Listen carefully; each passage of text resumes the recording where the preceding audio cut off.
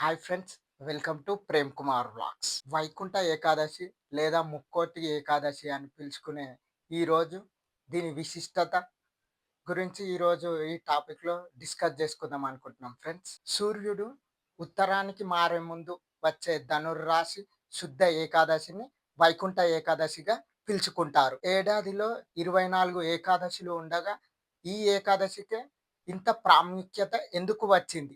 వైకుంఠ ఏకాదశి రోజున వైష్ణవ ఆలయాల్లో ఉత్తర ద్వారం నుండే ఎందుకు దర్శించుకుంటారు? సో ఫ్రెండ్స్, ఇప్పుడు వైకుంఠ ఏకాదశి గురించి మాట్లాడుకోవడం స్టార్ట్ చేస్తున్నాం. శ్రీ మహావిష్ణువు ఈరోజు గరుడ వాహనం పైన భూలోకానికి విచ్చేసి కోటి దేవతలతో దర్శనమిస్తాడు. కావున ఈ ఏకాదశిని వైకుంఠ ఏకాదశిని, ముక్కోటి ఏకాదశి అని కూడా పిలుచుకుంటాం. అన్ని పండుగలను చంద్రమానం ప్రకారం గణిస్తే ఈ ముక్కోటి ఏకాదశిని మాత్రం సూర్యమానం ప్రకారం గణిస్తారు. ఈ యొక్క ఏకాదశిని 300 కోట్ల ఏకాదశులతో సమానం.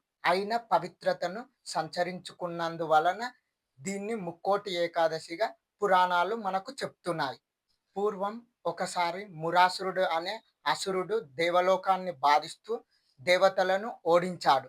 దేవతలు సహాయం కోసం శ్రీ మహావిష్ణువుని ఆశ్రయించారు. శ్రీ మహావిష్ణువు మురాసునితో యుద్ధం చేసి అలసిపోయి వైకుంఠంలో విశ్రాంతి తీసుకుంటున్నారు. అదే సమయంలో శ్రీ మహావిష్ణువు శరీరం నుండి ఒక అందమైన శక్తి స్వరూపిణి వెలిసి వచ్చింది.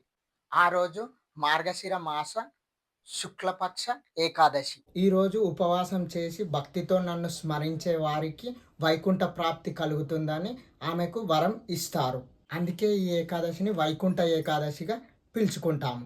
ఈరోజు ఆలయాల్లో వైకుంఠ ద్వారం ద్వారా దర్శనం చేసుకుంటే పుణ్యం లభిస్తుందని భక్తుల విశ్వాసం.